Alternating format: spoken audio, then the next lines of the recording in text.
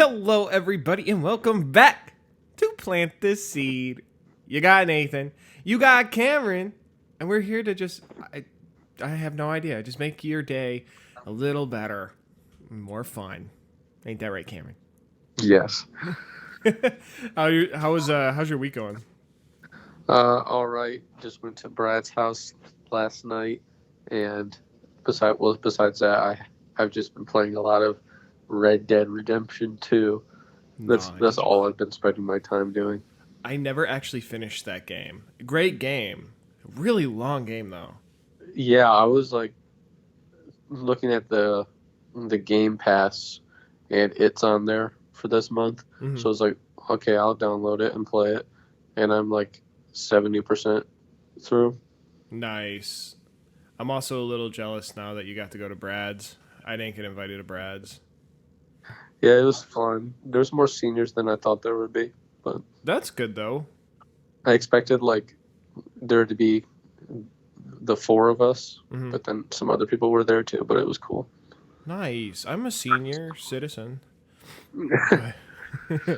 No, I had it's been crazy this week. I've been working like nonstop, and then last night I had a few people over, and we basically just stayed up watching movies and playing games. So that was kind of fun. It was nice to actually have people over now that they've lifted some of the restrictions in Michigan. Um, I just can't wait for like hair salons to reopen. Oh my gosh. It was like last night was like the first time I've seen anybody. Besides, on Sunday I went to my family's church, and I saw like some people. And since I am graduating, like my parents' best friend, uh, their daughter was like guilted me into hugging her because she was like, "Congratulations, can I give you a hug?" And then my mom was like, "Don't touch her, you'll break the rules." Oh my And then gosh. my mom turned around, and then she reached out the car and hugged me anyway. I, Savage. I I cannot ignore a hug from my sister. It would not be right. You're really living out on the edge, bro. I know, dude. Goodness gracious. I'm like, first time I've seen my god sister in like 3 months. You think I'm about to not hug the little kid? No, You're gonna have she like did. FBI show up at your house, like, oh my goodness, we know what you did. Yeah, I was about to get arrested right away. Well, let's dive right into this here. This quiz question, very fun. What I still can't. I want to know how this is the case for this country, but um, uh, what is the national animal of Scotland? And the hint is it's not a red deer, as in Ireland. People often mix up the two. Cameron, what is the national animal of Scotland? Something beautiful. It is a unicorn, and despite the fact, well, maybe not fact, it is a myth, and it is not proven to be a real creature You're lying. yet. They have it as their national animal because myths are actually super popular in Scotland. Like they take them very seriously, and you know they have one as their national creature, national animal, and I'm surprised that they don't get made fun of because I've never heard of it until now. But a unicorn is their national animal, and I don't understand how they came up with that. Like, we have a deer in Ireland, we have an eagle in America, then we have unicorns in Scotland. I want to know, like, was this a single person's like decree that they would have the unicorn as their national animal, or was this like a committee, like a group of people who collectively were like, we need to pick a national animal, and everybody said, oh, obviously it has to be the unicorn, like Yeah, not even question, just clearly, obvious. yeah. I wonder what other animals were on their like listing of things that were possibilities, like maybe like I don't know. What are some other mythical creatures? Just a straight up dragon. Yeah, just a fire breathing dragon. And then you probably had at least one person who was like, I don't know if I really agree with all of those. How about a kitten or something? I don't know. Unicorn. I mean, a unicorn seems pretty dope though. Like it seems pretty strong. You know, it could have been worse. They could have picked like a worm. That's kind of nasty, but Yeah, a worm. a worm, yeah. So, okay, so speaking of odd animals, so like national animals of Scotland being the unicorn and just kind of piggybacking on just weird animals. I found two current events this week, and both are Florida news about Yes. animals, which I don't know what is going on in Florida with their animals or what. We had like what a couple episodes ago we talked about birds that were like waking people up and keeping neighborhoods like I don't know, made neighborhoods go crazy and stuff. Well, this week I found this photo or like I think it had a video attached too. But a Florida woman posted a video online of her backyard where there are dozens, like not one dozen, dozens of these blue land crabs who decided that her yard was going to be like good for shelter from like the storms that were happening. I don't get the wildlife in Florida. You can just have a bunch of crabs pulling up on your backyard. Yeah, nobody wants crabs. It's not good. Nobody wants that. But yeah, no, all in her backyard. And you know, the thing is I wonder if the next story is also going to be like her videotaping all the birds that then are attracted by the crabs, and now she's going to have a bird infestation. And what happens when, you know, like we talked about, the birds got into that little neighborhood and then, you know, nobody cared, and then they repopulated and they overthrew the neighborhood. It was like an army of little birds. What happens when these dozens of blue land crabs decide, ooh, this backyard could be a pretty cool gig for us, man? And then they like have a bunch of crab babies and they take over the neighborhoods. It's crazy. Yeah.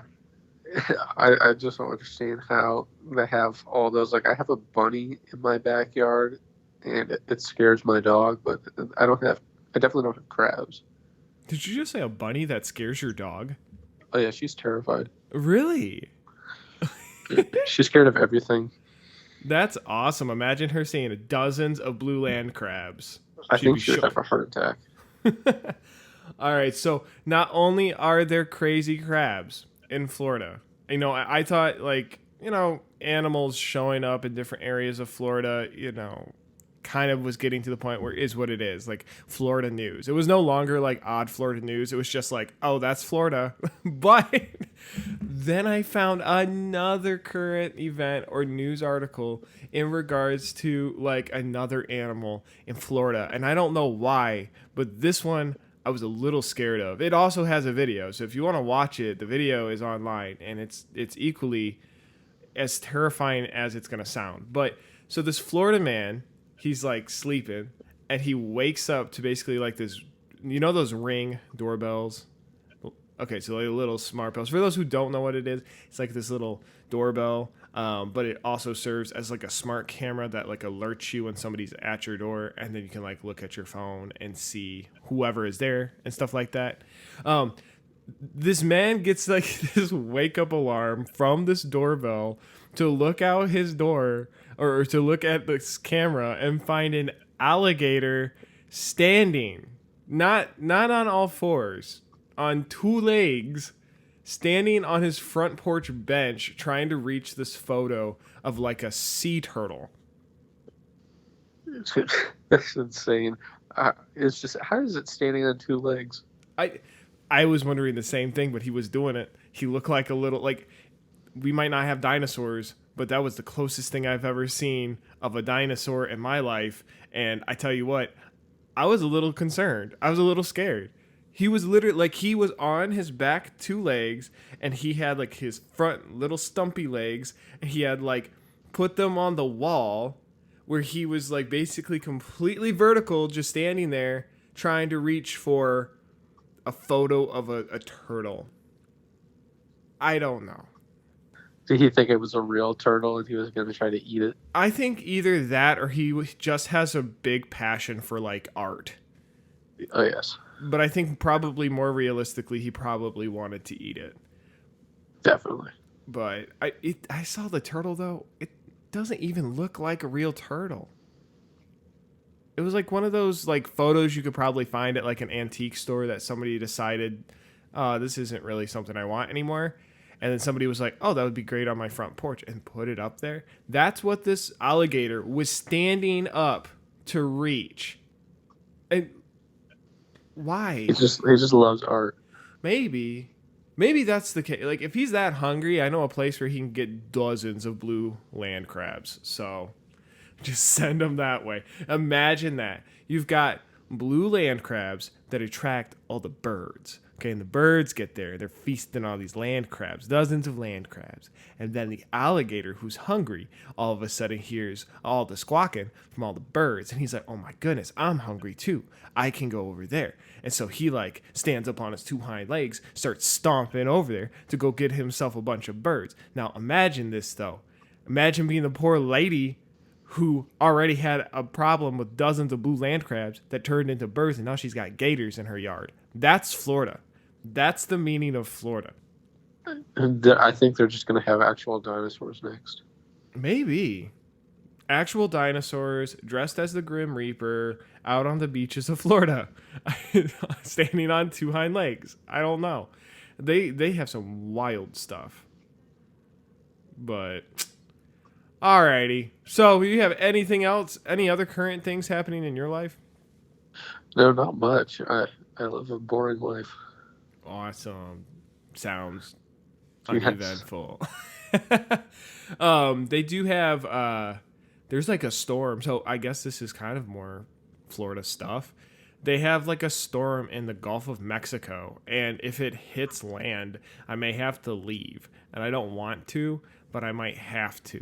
So that should be fun. I think it's actually heading towards Louisiana. Like, what's today? Today's Saturday. So we're recording this on Saturday. So it'll be tomorrow, Sunday, is when it's supposed to hit land. So we'll see. I don't know how that's going to work with recording, but oh well. Yeah, that would not be fun. Right. All right, everybody. Well, with that, I think this is a great time to take a quick break and transition over to our segment 2, where we get to talk about like a story of two friends so close that they're willing to share clothes. It was a little odd when I read it the first time. I picked on Riley a bit, and I was like, hey, dude, you're my friend too, but I'm not going to give you my clothes. So, Yeah, sorry. sorry, man. But, all right, let's go ahead and take a quick break, and we will see you or hear you or talk to you or whatever the case is when we get back.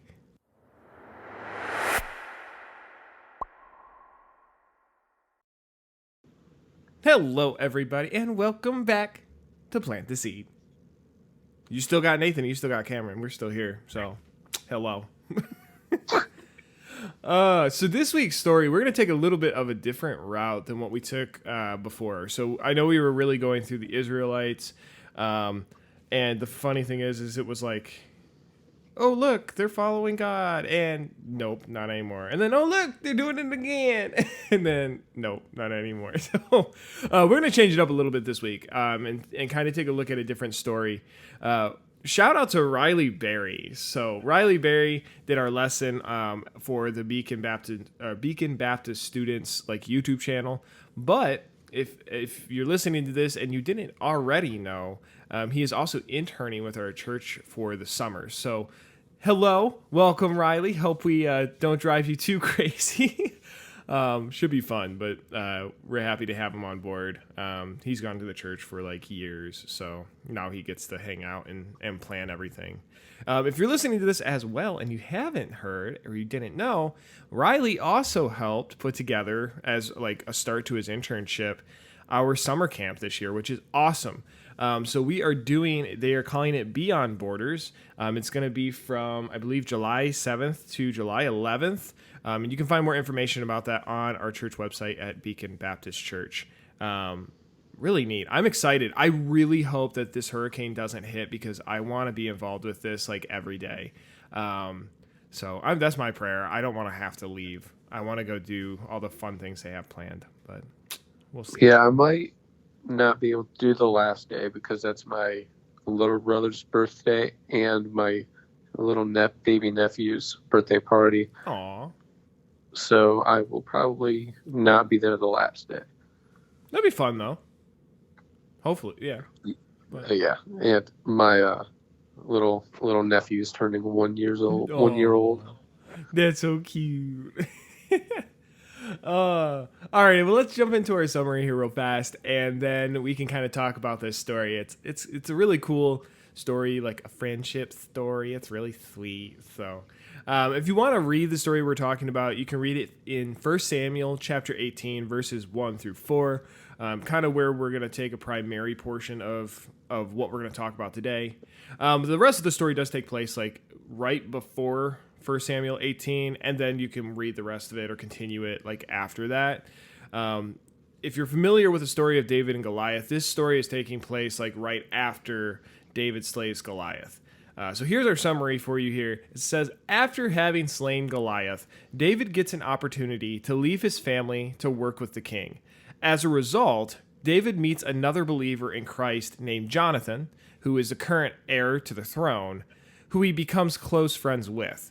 Having recognized David would one day be king as God intended, Jonathan willingly gives David his clothes and other possessions out of respect and humility to God's plan.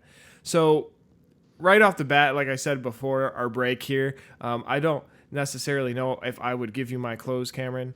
I love you, but I think I'm going to keep those. I mean, unless that's really part of God's plan, I don't really feel like that's the case.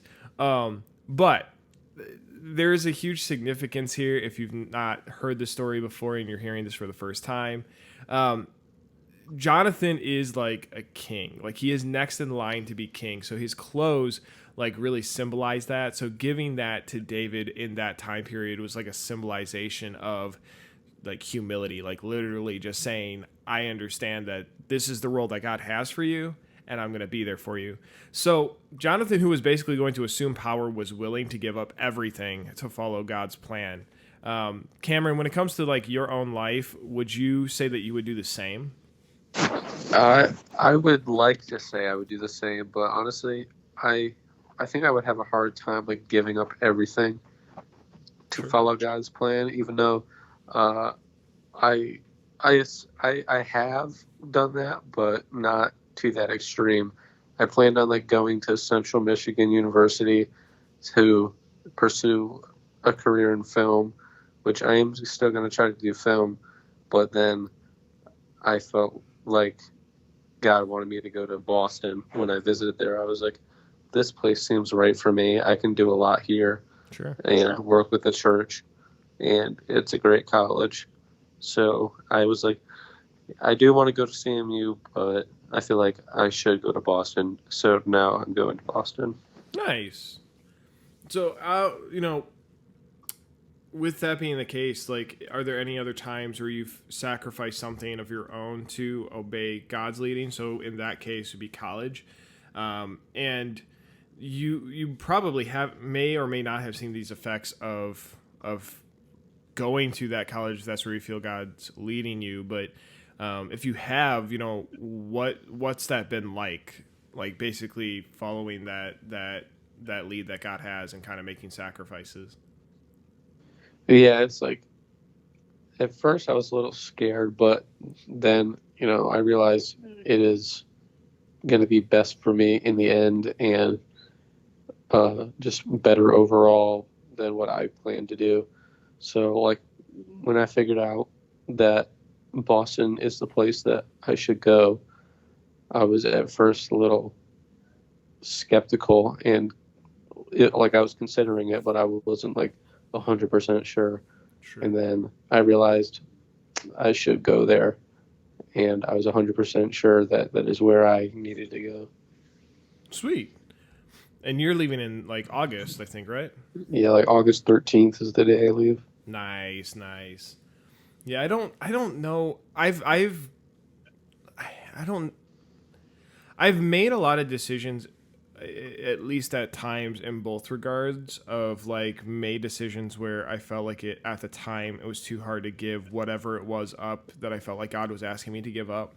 And the results of those a lot of times were me just being very like unhappy or unsatisfied in life. Like I got what I wanted, but it wasn't like the best thing. And I feel like that's what God was trying to provide me, was, even though I didn't understand it at the time, like the best thing for my life. So I feel like that fear that we get of not wanting to do something different or not wanting to give something up is oftentimes what holds us back from being able to let God really use, those opportunities, or do something that's just kind of like really crazy.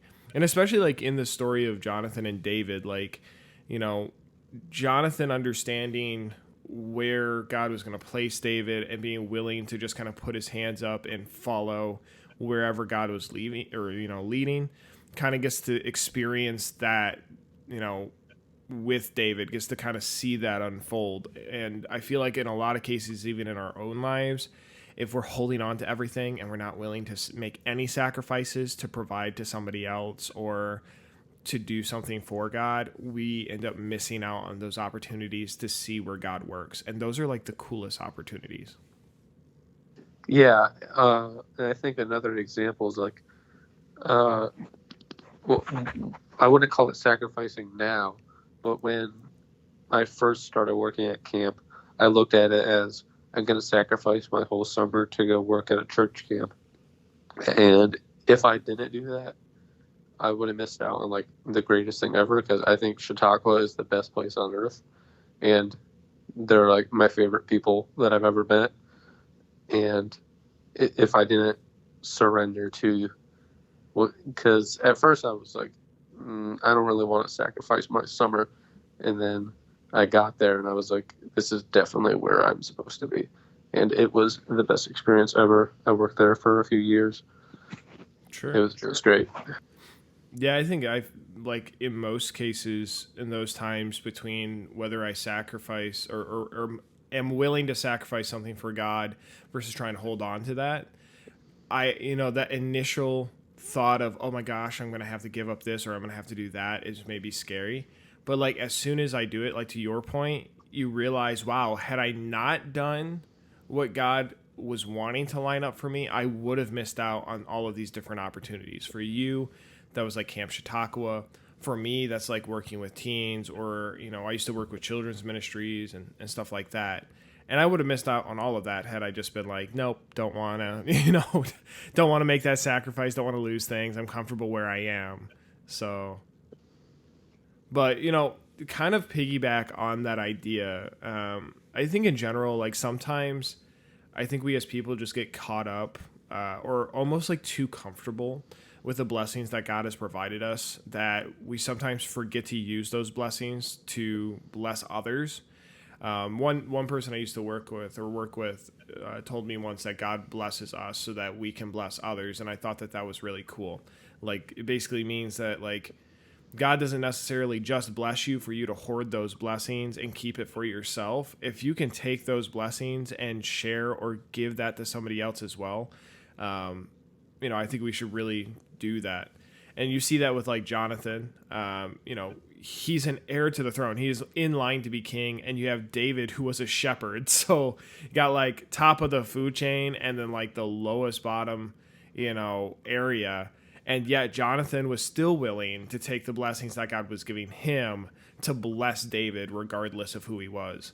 So what are some ways that you can or have used the blessings you've received to bless somebody else? I definitely say, not personally for me, but like the blessings of people's jobs and being able to afford to give tithes and offering can help bless the church and whoever we're sending the money to, whether it be a missionary or like the children in need in like third world countries. And personally, I have not started giving to tithes yet, especially now that Corona's going on. But I think a way that I personally like give back or like use my blessings to bless other people. It's like the blessing of, as I said earlier, working at camp. I could use that and use the gift that I've been given of a job at a great camp to lead other kids to Christ. And I think, like, this past summer, like 500 some people got saved. I'm not sure on the exact number, but it was a lot of kids. Nice. Yeah, I like what you said in regards to like using what's been gifted to you to do something for somebody else, because I think it's so critical that, I think a lot of cases, what I mean by like people get so comfortable is that we're willing to just take all the blessings that God gives us and then we don't do anything with it past that point. Or we like think to ourselves, like, I can't give tithe because I don't make any kind of financial income, so I don't have anything to give. And then we just sit back and we say like, oh, well, okay, I guess now I just wait. And even if you don't have like money, or if you don't have a certain talent that maybe somebody else has, it doesn't necessarily mean that you're not blessed. It doesn't mean that you don't necessarily have something special that you can do for somebody else or to do for the honor and glory of God. Sometimes it just means that you got to figure out what it is that you've been blessed with. I feel like so many times we as people like look at other people and we go, oh my word, they got, all this other stuff. Look at how good they are. If I had that, I'd do this. Well, you don't have that. That's the reality of it. Take a look at what you do have, because even in the things that you do have, you can use that for God. For example, a really simple one that people, I think, like everybody can do, give your time. Go in and help somebody with their lawn, or, say hello. It's amazing what just saying hello or asking somebody how they're doing can do to strengthen a relationship and be, maybe not a major sacrifice in life, but be a sacrifice of your time to bless somebody else who may need it. So there's all kinds of stuff. Yeah, and like personally, with not being able to give to tithes and offering, I decided to use like my musical abilities to play in the worship band. And even if you aren't able to play an instrument or sing or anything, you can still participate in stuff like that, because that's why we have greeters at the door. Because I like what you said about like saying hello when people walk in, especially if they've never been to the church before. Mm-hmm. Saying hello at the door can definitely make them feel more welcome, except when you're one of the senior guys and you say Jesus loves you, but I don't. That was no. That was an ongoing thing for a while. Oh, goodness gracious. Nice. Well, they felt welcome by Jesus at least. So, oh yeah, good job. That's what really matters. That's what really matters. Oh my goodness. But yeah, I mean, like, at least at Beacon, we have plethora of opportunities where people can do that. If you're a teenager and you're working with the Vintage, which is like our Sunday night, pretty much led and run by the teenagers in a lot of cases, which is really cool. It's like student-led ministry. There's opportunities there to just stand at the door and say hello, or, even if you're not necessarily at a door, one thing that you can do to bless somebody else, and this is something that's really easy, but if you're sitting in the auditorium, take a look around the auditorium and check and see who's sitting by themselves. If you see somebody who looks like they're in your age range and they're sitting by themselves, go over and ask them to sit by you, or go over and sit by them. There's been a couple times like I've used like gum. I'll like see somebody sitting alone and I'll go up to them like, hey, you want a piece of gum? Which now that I think about it in my head just sounds really weird, but it's like, hey kids, you want some candy? You want some candy? But no, I mean, I've built really great relationships with people that way, and been able to be used by God in those cases. But don't ever feel like if you're listening to this and you're telling yourself, I don't have any music abilities, or I don't have financial capabilities, or I can't do this or can't do that. I can't do a lot either. Like, I can't play an instrument, and I can't, necessarily do a lot of other things that maybe other people are blessed with. But thank God that I've been blessed with some opportunities to do things. Take a look and see what you're good at. If you're good at sports, maybe take your sports and go work for God in that area. Start something at your church that kind of like honors and glorifies God. So, yeah, you can always do other things. Yeah, like our church bowling team. Oh yeah, yeah. I mean, and that's something that's kind of crazy. You have all of these little type leagues and stuff, and God can still work in those areas. I think as a people, we get so invested in telling ourselves, "Oh, I can't do that," or "I can't use this thing I'm good at for God." And yeah, you can. You can absolutely use it for God. People on bowling teams can do it. You can figure it out too. Yeah. But what is one of the nicest things that someone has ever given you just out of kindness? And I'm sure you've gotten a lot. So, but what's kind of like your one big thing that you can think of? I don't know. It's not big, but it seems insignificant. But I mean, it was really awesome. It was actually recently. My best friend's mom sent me a letter, like a graduation party invitation for him, and with it came with she gave me like a $50 check for graduation, and then also printed out a picture from freshman year of our very first pep rally with me and the boys and I, all sitting on the bleachers, pimped out in our orange, which is the most disgusting color ever, but that's our class color. So, and it is just a picture, but I mean, it's probably the best thing I've ever gotten as a gift because, it's a picture of the boys from freshman year. All the feels are coming back. Aw. And look at that. Like, look at how God uses just a picture, and just a letter of kindness or something, You don't have to do it. You have any like special skill to do something like that. You can like use just about anything to, brighten somebody's day, be a decent human being. Oh yeah, we were talking at Brad's last night. And Gracie had like this suggestion for this game, where like we start with one person and they ask a question, and then everybody in the circle answers that, and then the next person in line asks a question, and then we all answer it.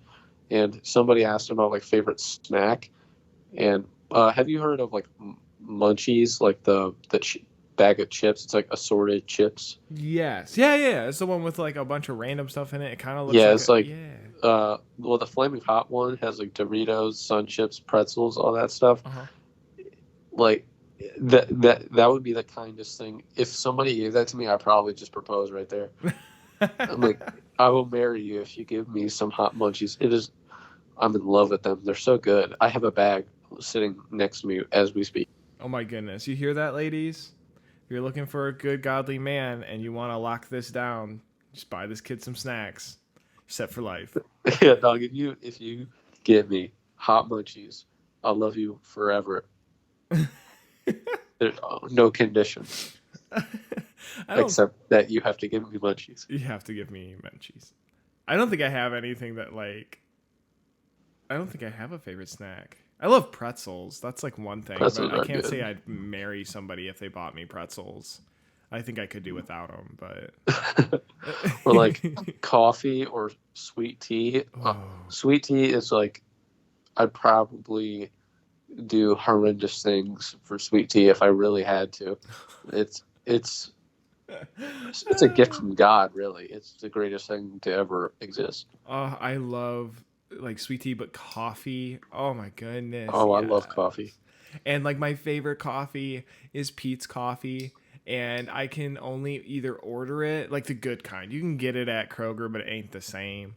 I either have to like order it online or I have to go all the way out to Chicago to get Peet's Coffee. And I'm okay with that. Like I am perfectly fine. I am going to plan a trip. I was actually planning a trip before quarantine hit to get on the Amtrak, take it to Chicago, get off that Amtrak, and go get coffee just to jump back on the Amtrak and go back home. Why not? I I usually drink like Starbucks because I just go to the gas station and buy like those glass bottles of the Frappuccinos, Mm-hmm. but or like the cans of like the triple shot espresso stuff. Yes. But honestly, my favorite coffee place, it's local. It's in Allen Park, across from like the Marshall's Music. It's called City Coffee House.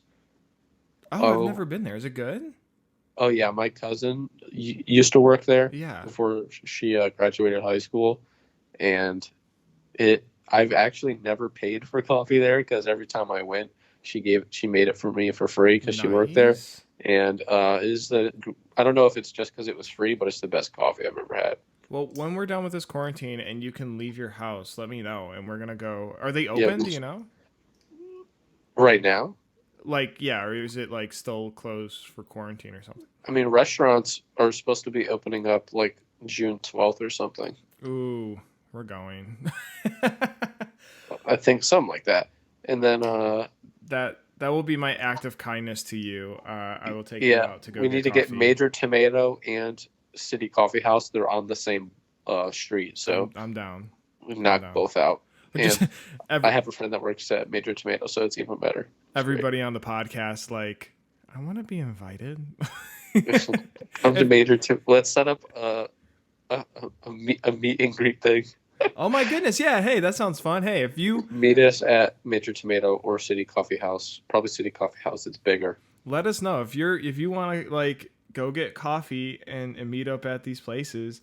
Shoot us a DM, message us if you're in the area. Maybe we'll let you know what time we're there, and then you can just kind of like stop by or whatever. That'd be kind of fun. Watch us do that and find out we have more podcast listeners than we thought we did, and we just Yeah. like cause an issue. That'd be fun. I would say that if you come, I will buy you a coffee. But if I say that, every single person that hears this will probably go to get a free coffee. So I don't know about that. I don't have deep pockets. Not, You may. I'll buy a coffee for the first 5 people. No, yeah, we could do that. There you go.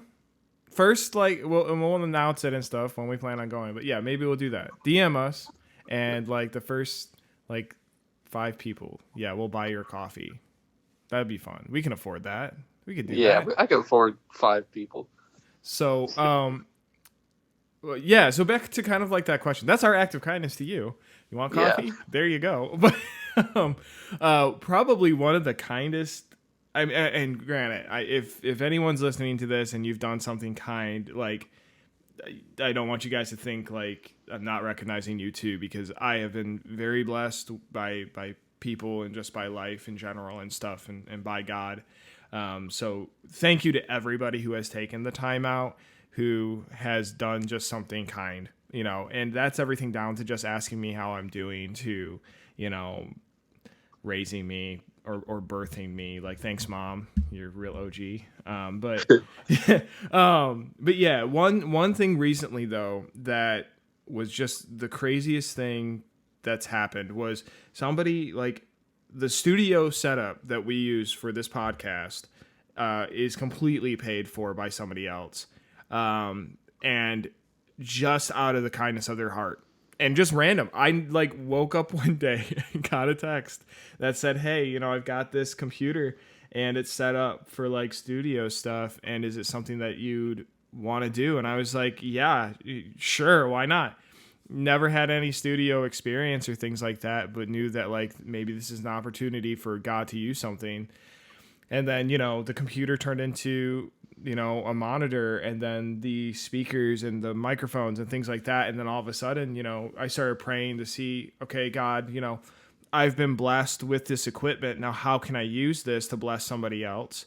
And before I knew it, this podcast started rolling out, which is awesome. And so, because somebody's act of kindness or somebody's act of wanting to bless somebody else with the blessings that God had provided them, to me, and then it spiraling from taking that blessing that somebody gave me and wanting to use that to bless somebody else is now blessing other people as well. And you get that spiral of like, if everybody was doing that, take what you're getting as a blessing and share that with somebody else to give them a blessing, you're sending that blessing and that love that God's providing all the way down that chain to tons and tons of people, where a lot of times that stops. And I think where a lot of times we have a lot of issues in just life in general is when that process stops. Somebody gets a blessing and they hold on to it. They do nothing with it. And I don't think that's what life was intended for. Yeah, and the amount of times that you just said blessings in the last 60 seconds, that is why the episode title is #blessed. Yeah, bro. There's all over the place. You are being blessed. You know, and I know, let me put it this way. This is coming from somebody who has gone through some hard up and downs and stuff. And I'm not going to make it sound like I had the hardest life, because I definitely did not. But, you know, I definitely went through some things. So I ain't going to make it sound like seeing those blessings is going to be like walking out your front door every morning and just like yawning and going, oh my goodness, look, it's blessings in Jesus. You know, some days it's not like that.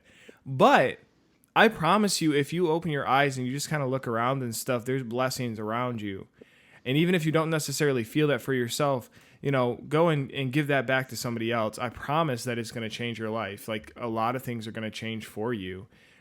You know, it doesn't mean that your life is always going to be up and happy and great. No, it's life. People suck most of the time. Let's be honest. That is true. I stand by that. But we can all collectively suck a little less if we actually started being kind, sharing some blessings, and loving each other. You know, we gotta be different, do different. Gotta be different, do different. Before we move on to the final and greatest segment, I have one last example of being kind, and it is I intended to be kind, but I ended up not being so kind. Oh no.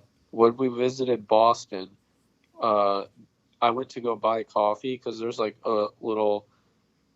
there's a room in the boys' dorm, like down the hall from the cafeteria, and they make coffee in there. I think they just like buy bags of beans, like Starbucks coffee beans from from like Walmart or something, and then they make it, and it's like $3. And Gracie asked me to buy her a cup because I was going to get myself some, and she said she paid me back. And we got in the car to go on the way to the church that we were performing a concert at, and on the way there, I drank both of them. Oh no! Because she took a sip of it, and then she said she was gonna save it for later, and I had already finished mine, and I was thirsty, so you know, I finished it. That's awesome. She didn't get mad. I don't think she wanted it, because I mean, by the time we got out of the car, she said like she forgot about it, and I did not feel bad. I'm not gonna lie, but I told her not to pay me back, especially because she didn't drink it. So it's the thought that counts, bro. Yeah. I definitely did do something kind with giving her the coffee, but I definitely was not kind in she didn't drink it. Yeah. Well, here's the way to look at that. You took care of waste. You weren't wasteful. Yes. So you helped. So I was doubly kind. Doubly. All right. You know what time it is. Time for your section 3. Trivia question. I need to get like an intro song for that. Just like, trivia. Exactly like that. All right. So here's our trivia question for this week. And the world keeps on getting stranger.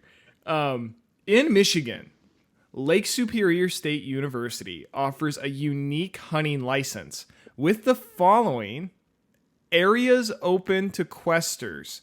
This is quotes. This is on the website, as if you want this license, this is like part of their regulations. It straight up has like a whole list of things.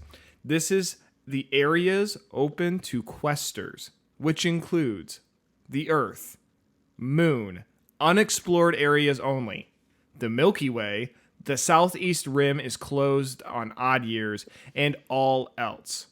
What does the license allow you to hunt?